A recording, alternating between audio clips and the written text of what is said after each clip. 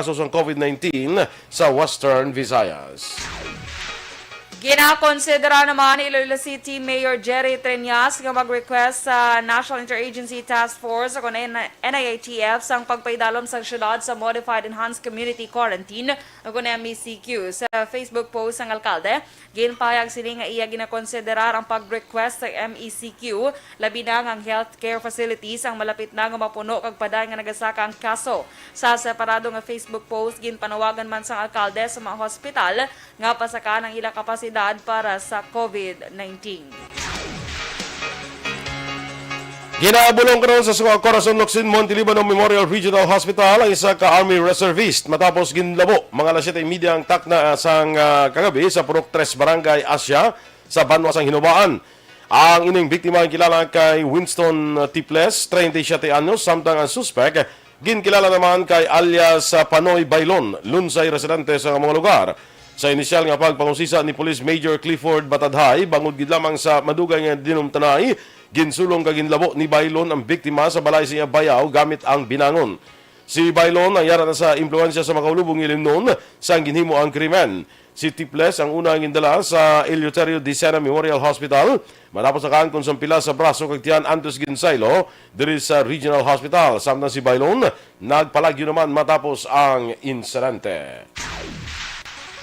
Nagapangatubang sang duha ka kaso ang 42 anyos nga lalaki matapos nakuhaan sa ilegal nga droga kahapon sa Bulangan sa Barangay Rizal, Syudad sang Silay. Ang nadakpan ang ginkilala kay William Hernaez, residente sang amo nga lugar. Sudod kay Police Lieutenant Colonel Robert Petate na aresto si Hernaez matapos naaktuhan nga nagapatigayon sa ilegal nga pabulang o kontari sa Barangay Rizal upod Sanday Alejandro Hinulan, 44 anyos, Nilo Haranilla, 37 anyos, kag Roel Cordero, 35 anyos, nga lunsay nagapuyo sa among nga lugar. Sa pagpabusisa sa motoridad, nakuhaan pa si Hernaez ang anong kagramos ang inasuspetsuhan shabu nga may nagabalor 40,800 pesos kay iban pa nga drug paraphernalia. Na-recover man sa Bulangan ang duha ka manok nga inugbulang mga cockfighting paraphernalia ka 1,380 ka pesos nga bet money. Ama nagka-aresto ang preso karon sa custodial facilities ang Silay City Police Station.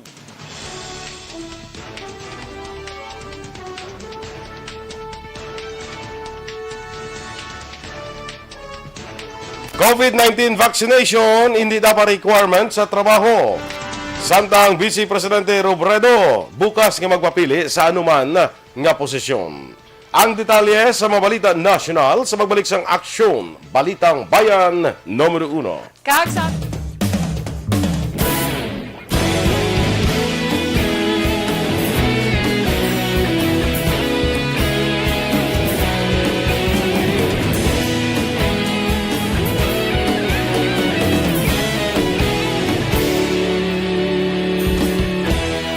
Agapasumbanwa, mabugnaw nga hangin nagadapyan na. Ikaw na ang ginapamatian namon ginasandigan. Tingog sang probinsya, kamatuuran ginapalap na.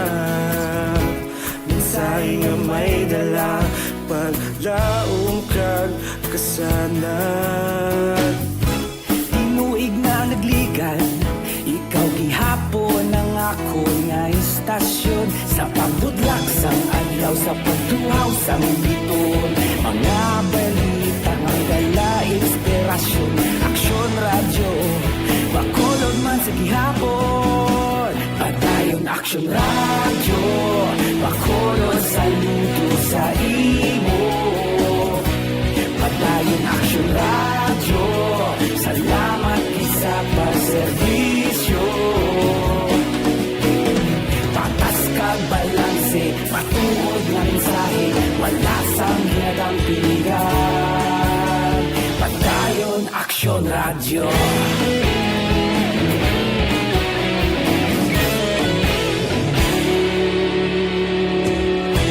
Pagkulong kag negrosanon, inyong pamatian.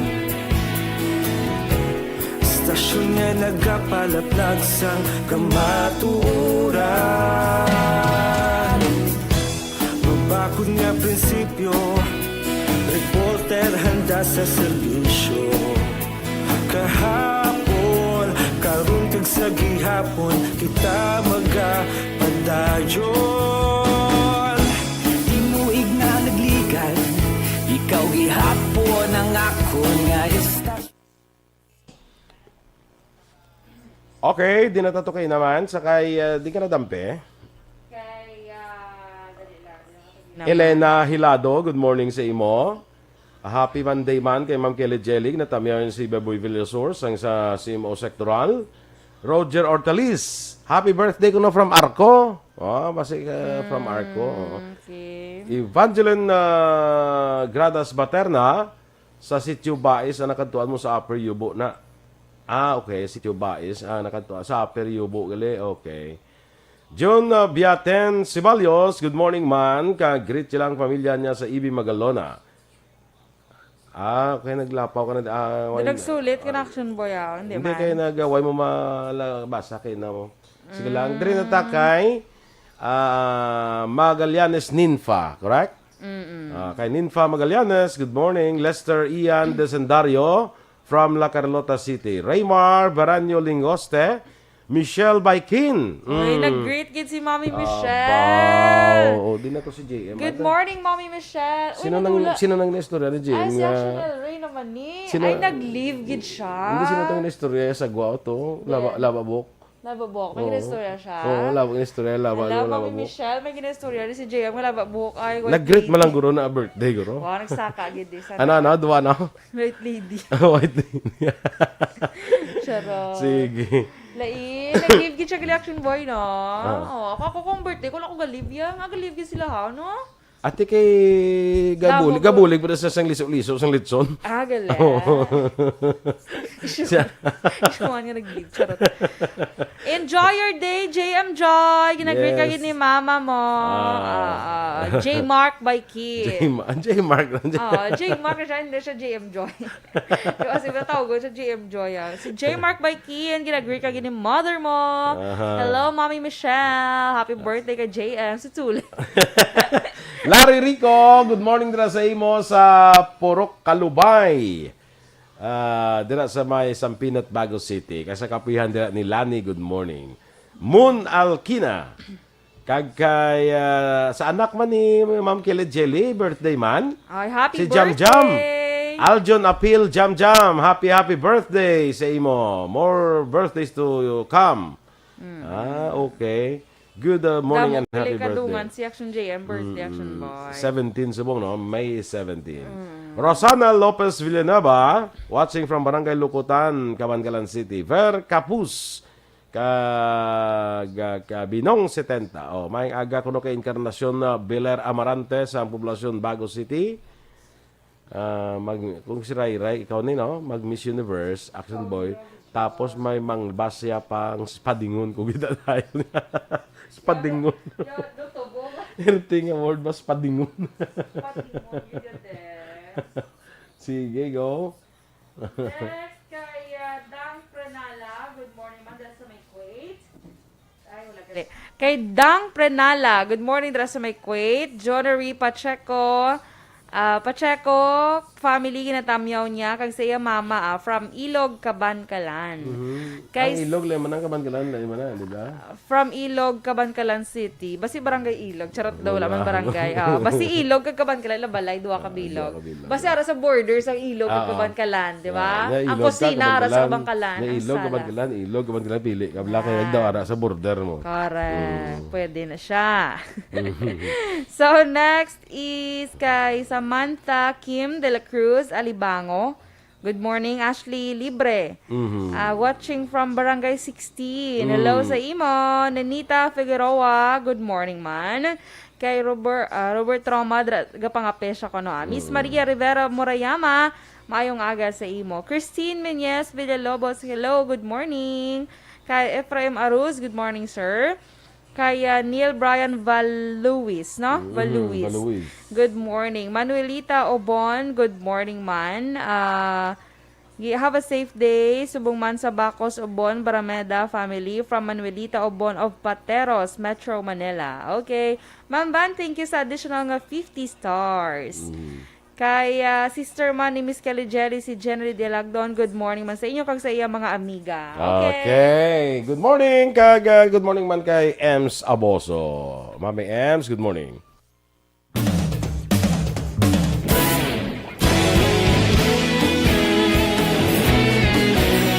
Nga panon man, importante ato ni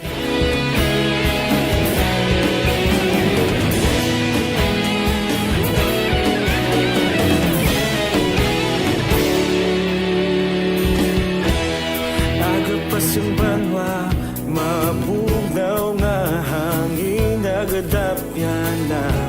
Ikaw nang ginapamatian namon ginasanligan. Tingog sang probinsya, kamatuuran ginapalap na. Minsay nga may dala, paglaong kag kasanat. Inuig na nagligan, ikaw gihapon ang ako nga istasyon. Sa pagbudlak sang adlaw, sa pagtuhaw sang biton. Mga balita nga dala inspirasyon. Aksyon radyo, bakulod man sa gihapon. Patayon aksyon radyo, bakulod saludo sa imo. Patayon aksyon radyo, salamat sa pagserbisyo.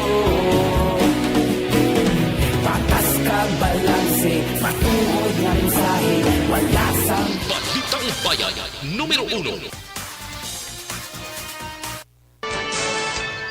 Aksyon Radio Philippine Standard Time, las 6:24 sa detalye na sang mga balita nasyonal.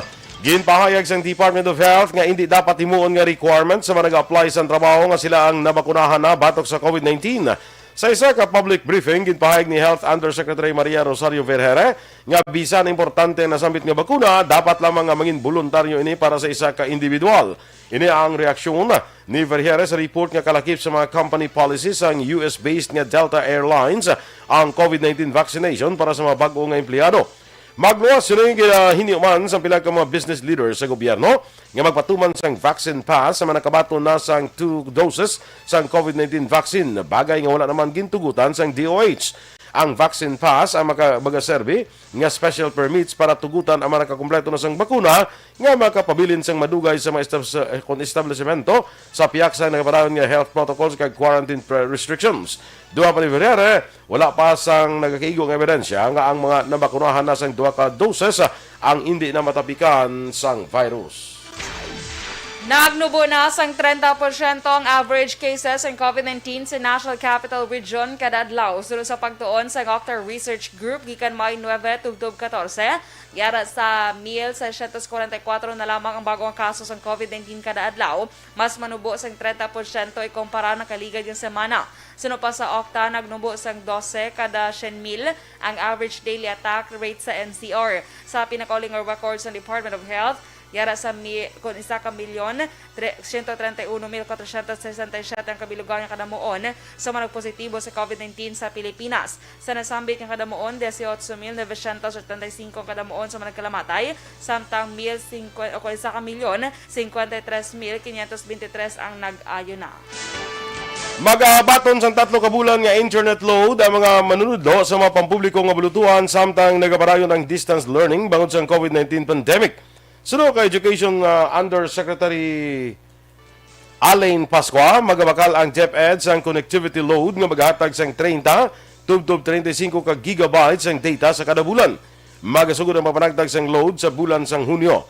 Paatag ni Pascua, ang wala magamit nga data allocation ang pagagamiton sa masunod nga binulan, tubtob nga maubos gamit sang manudlo ang 100 gigabytes nga alokasyon. Ginkumpirmar man ni Education Undersecretary Annalyn Sevilla nga mag-aalokar sang 1.2 bilyones pesos ang DepEd sa amo nga programa. Nagapabilin nga bukas sa pagpapili sa bisan anong nga posisyon si Presidente Vice Presidente Leni Robredo sa maabot kay piniliay. Aminado si Robredo nga mas nakakuha sang i-atensyon sa karon ang lokal nga posisyon. Patag ni Robredo, bukas siya sa tanan nga opsyon, kalakip na ang pagpapili bilang presidente, gobernador, kongresista, alkalde, o kung hindi na magpapili pa nga isa sa mga luyag sang iya kabataan. Dugang pa ni Robredo, kinaandan sini ang pagtrabaho sa mga komunidad, apang wala sini ginapabayan ang iya responsibilidad, kag si Robredo ang sakaron chairperson sang Liberal Party. Gin-appoint bilang bagong commanding general sa Philippine Army si Major General Andres Centino. Suno kay Presidential Spokesperson Harry Roque, ginpirmahan ni Presidente Rodrigo Duterte ang appointment ni Centino sa Biyernes, Mayo 14. Kumpiyansa naman ang Malacanang mapadayon ni Centino ang mga inisyatibo sa pagpasanyog sa Philippine Army. Si Centino nagbulos kay Lieutenant General Jose Faustino Jr.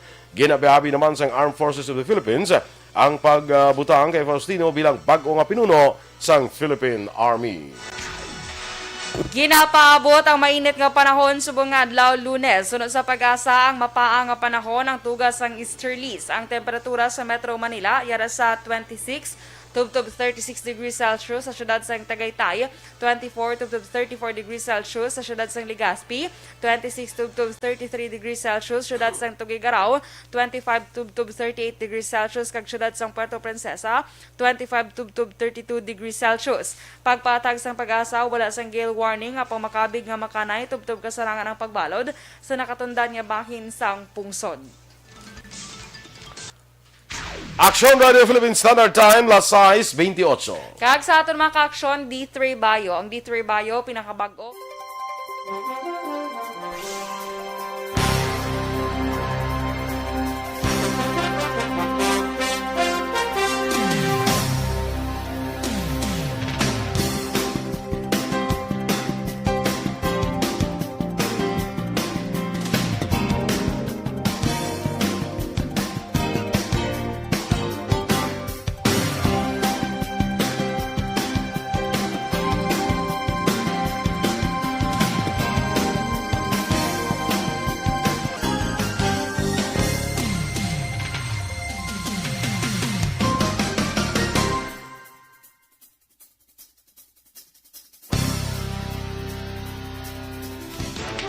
Inyo gipamatian ang aton mga balita diri sa Aksyon, Balitang Bayan Numero 1. Standby na sa Aksyon Report, second portion. Upod ka Aksyon, Fred Salangka. Balikay kita sa Aksyon Balita Morning Edition. Upod ka po sa inyong news team. Aksyon Dorel Kabayan. Kag Aksyon Boy Duran. Una sa balita, una sa Aksyon. Sa Bacolod Aksyon Radio.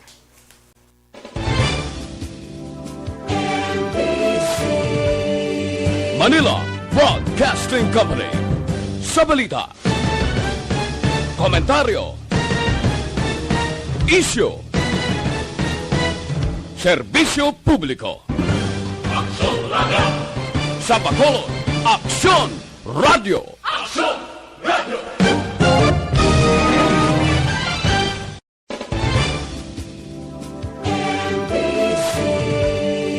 Manila Broadcasting Company. Sa balita,